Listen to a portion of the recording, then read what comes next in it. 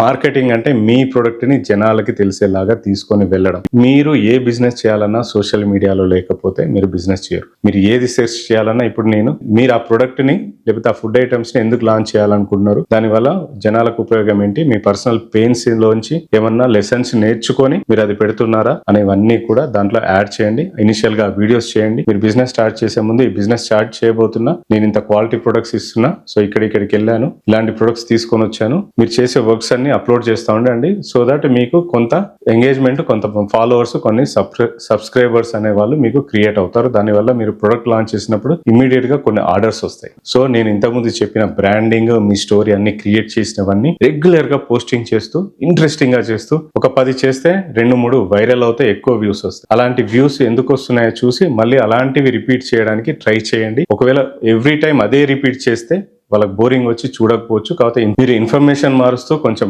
Engagement పెంచడానికి వెరైటీగా మారుస్తూ, ఇన్ఫర్మేషన్ ఎక్కువగా ఇస్తూ, వెరైటీ వీడియోస్ చేస్తూ, ఎంగేజ్మెంట్ వీడియోస్ చేయడం వల్ల వాళ్ళు మీ దగ్గరకు వస్తారు. సో మనకి ఎప్పుడైనా product based, service based initial గా కానీ తర్వాత కానీ ఎక్కువ వ్యూస్ రావు. ఎంటర్టైన్మెంట్ వాళ్ళకి ఎక్కువ వ్యూస్ వస్తాయి.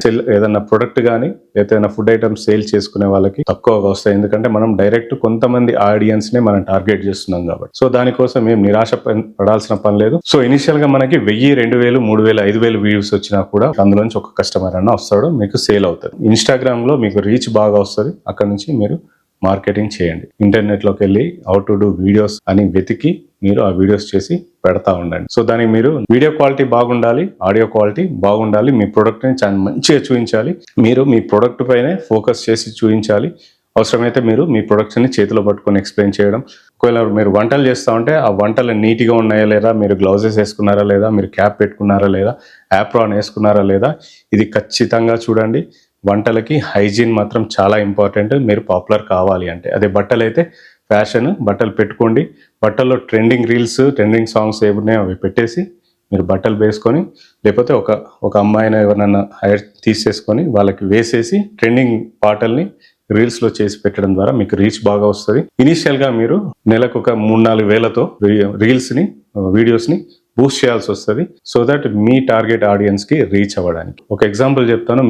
మీకు 1000 మందిని రీచ్ అవుతే ఒక ఆర్డర్ వస్తుంది. దీన్ని బేస్ చేసుకొని మీరు ఎంత మందిని రీచ్ అవ్వాలో అర్థం చేసుకోండి. దాని తర్వాత మీ ప్రొడక్ట్ క్వాలిటీ బాగుంటే ఆ 1000 మంది ఆర్డర్స్, 10 ఆర్డర్స్, వాళ్ళు రిఫరల్స్ వస్తారు, మళ్ళీ కొంటా ఉంటారు, దాంతో ఆర్డర్స్ పెరుగుతూ ఉంటాయి.